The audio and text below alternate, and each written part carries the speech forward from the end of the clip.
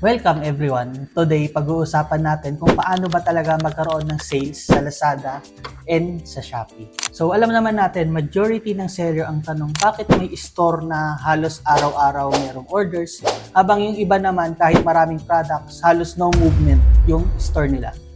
Kasi most seller think na kapag nag-upload sila ng product, automatic may traffic and sales na. Pero in reality, hindi po ganon gumagana ang online selling. If you want to get more sales, kailangan mong maintindihan kung paano gumagana ang platform, paano pumapasok yung buyer, paano sila nag-decide bumili, and paano sila mako-convert into actual customer. So in this presentation, pag-uusapan natin step by step kung paano mapapalakas ang store mo using traffic, conversion rate, and average order value. Now, before tayo pumunta sa mga tips, kailangan muna nating maintindihan ng role ng platform at ng role natin as a seller. Ang role ng Shopee and Lazada is to bring people inside the platform and provide good shopping experience sa buyer. Sila yung may role na magdala ng potential buyers sa loob ng Shopee and Lazada through ads, campaign, voucher, big sales event like 11/11 and 12/12, yung mga product recommendation, search result, and different feature na ginagamit ng customer everyday. Pero bilang sellers, may role din tayo. Ang role natin is to make our product visible and trustworthy enough para piliin ng buyers. Kasi kahit maganda yung product mo, kung hindi naman nakikita ng buyer yung products mo, may hirapan ka lang makakuha ng sales. So remember, hindi padamihan ng products ang labanan sa online selling. Kahit marami kang in-upload, kung hindi ka naman searchable, yung keywords mo is hindi rin naman okay and hindi na search, then yung primary photo mo hindi rin attractive, hindi clear ang offer mo at wala kang strategy para mapansin tayo ng buyer, may hirapan ka pa rin makabenta. So basically, ginagawa na ng platform ang part niya na nagdadala siya ng potential buyer sa loob ng app.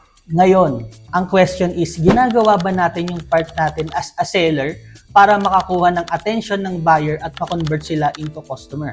That's why this presentation, pag-uusapan natin kung ano ang kailangan mong ayusin sa store para mas magkaroon ka ng chance makakuha ng traffic, customer, and sales. So, ngayon naman, bilang seller, dapat familiar tayo sa e-commerce formula and data relationship. Kasi as a seller, hindi dapat tayo puro pangarap lang or puro tanong na paano kaya ako makaka-reach ng million sales? Paano kaya lalaki yung sales ko sa store ko? Hindi siya hula.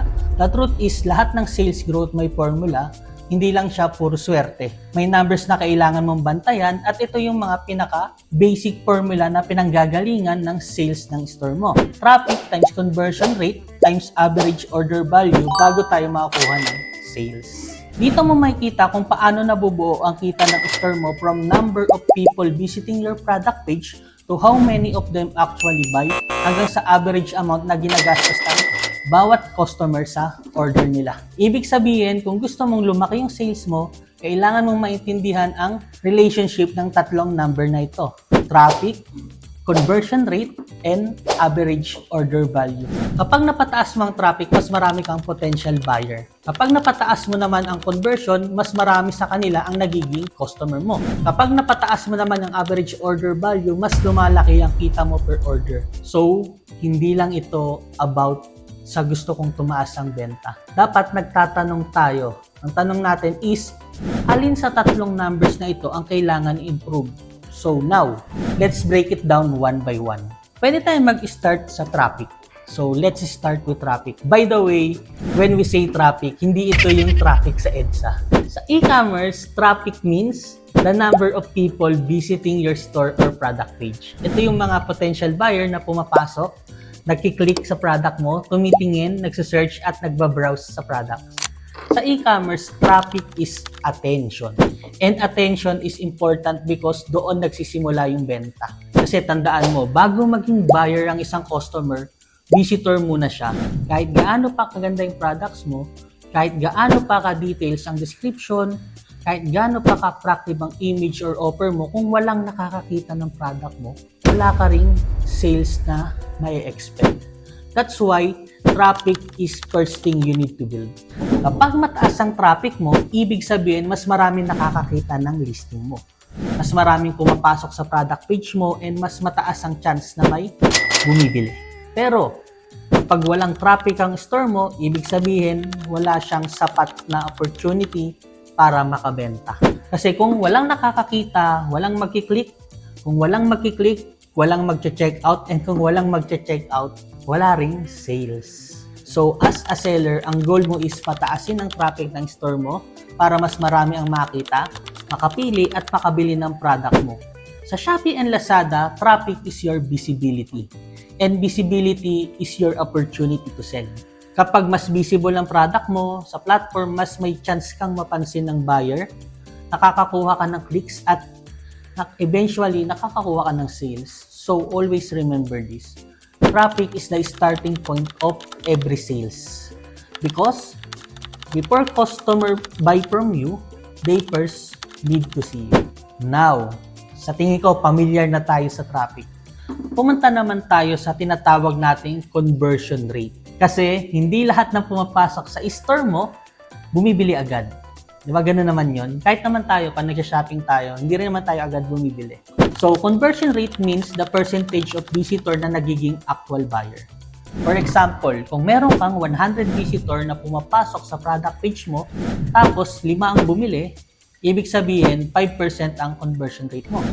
Mas mataas ang conversion rate, mas ibig sabihin yan, effective ang product listing mo. Meaning, na-convince mo si buyer na worth it bilhin yung product mo. Dito pumapasok ang quality ng product photo. Yung keyword, yung price, yung offer, yung review, and yung overall trust sa store mo. Kaya, ang goal natin dito is hindi lang paramihin ng visitor.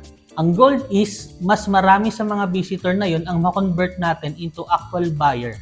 Kasi traffic give you attention, pero conversion turns that attention into sales. Now, punta naman tayo sa last part ng formula. Ito yung tinatawag nila na AOV or yung tinatawag na average order value. Ito naman yung average amount na ginagastos ng bawat buyer sa store mo every time na bumibili sila. For example, kung ang isang buyer usually bumibili lang ng worth 200 pero dahil sa mga bundles, add-on deals, voucher, or free shipping, napapataas mo siya to 350. Ibig sabihin, mas lumalaki ang revenue mo per order. And the good thing is, kahit pareho lang ang traffic mo, pwede ring tumaas ang sales mo kapag mataas ang order value customer mo. And the good thing is, kahit pareho lang ang traffic mo, pwede pa rin tumaas ang sales mo kapag mas mataas ang order value ng customer mo. Kaya dito papasok ang strategy natin like ng mga bundle deals, add-on deals, yung mga buy more, save more, voucher with minimum spend, free gifts kapag umabot sa certain amount. Ang goal natin is hindi lang makakuha ng buyer. Ang goal is mapataas din yung value ng bawat checkout kasi kapag mas malaki ang average order value, mas malaki rin yung potential sales ng store mo. Now, that we understand traffic, conversion rate, and average order value, kailangan nating maintindihan kung bakit may store na nakakakuha ng sales habang yung iba is halos walang movement. The reason is simple lang. Hindi sapat na mag-upload ka lang ng products. Sa online selling, hindi pa damihan ng listing ang labanan. Ang tunay na labanan is kung may dahilan ba ang buyer para bumili sa store mo. Kasi kahit may product ka, kung hindi ka naman searchable, yung keywords mo, yung product title mo, hindi rin nasa-search, hindi ka rin lalabas sa right buyers and sa search ng platform. Kung hindi attractive ang primary photo mo, hindi nila i-click yung product mo. Kung hindi clear ang offer mo, hindi sila ma-excite mag-checkout. And kung wala kang review, rating, and trust signal, may hirapan sila magtiwala sa store mo. Kapag attractive siya para i-click, at kapag may sapat na review, rating, and trust signal. Kaya tayo nagkakaroon ng sales kasi madaling nakikita ng buyers yung product mo. Nakikita nilang attractive, kaya ka nakiklik, at kapag meron kang sapat na review, diba, meron ka ng ratings, meron ka ng trust signal para maging confident yung buyer mo na bumili sa store mo, doon tayo nagkakaroon ng benta. So, hindi lang tayo basta upload ng product. Kailangan nating ayusin yung listing natin and kailangan nating ilagay yung sarili natin sa buyer side. Kasi tayo, nakikita natin is seller center. Pero yung buyer, nakikita nila is ano yung ina-upload natin. Okay? Dapat bawat listing may purpose, may strategy, at may malinaw na dahilan kung bakit ikaw yung pipiliin ng buyer. So, to summarize everything, boosting your sales on Shopee and Lazada is not about guessing. Hindi ito about upload lang ng upload. Hindi rin ito about waiting sa algorithm or hoping na biglang may bumili. If you want to real growth, kailangan mong bantayan ng tatlong numbers or yung tatlong e-commerce formula natin. Ano yon? Traffic, conversion rate, and average order value. Kung mababa ang traffic, improve your visibility.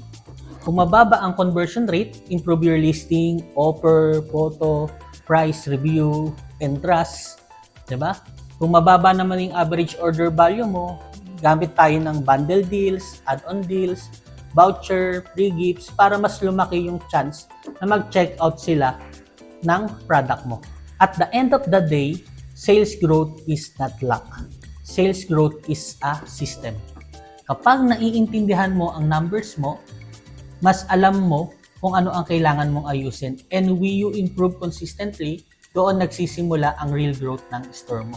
So before we end, tandaan natin ito, ang Shopee and Lazada can bring potential buyer inside the platform. Pero as a seller, tayo ang may responsibility na gawing visible, attractive, searchable, and trustworthy ang product natin. Hindi sapat na may products ka lang, kailangan is nakiklik ka, kailangan is nasa-search ka, kailangan convincing yung product mo, kailangan trusted ka, and kailangan consistent ka. So after this presentation, ang challenge ko sa inyo is simple. Check your store data, tignan mo saan ka mahina, traffic ba, conversion ba, or average order value ba, then improve one number at a time. Because in e-commerce, small improvement can create big result. Kapag ginawa mo siya consistently, magagawa natin yan ng maayos and magkakaroon na tayo ng benta.